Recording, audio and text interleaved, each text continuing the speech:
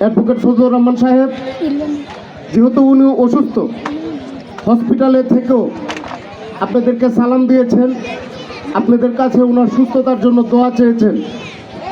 আর আজকে এরকম ঘটনা, তারপরে উনি আমাদের অ্যাডভোকেট আমিনুল ইসলাম রতন ভাইকে তার প্রতিনিধি করে এখানে পাঠিয়েছেন। করতে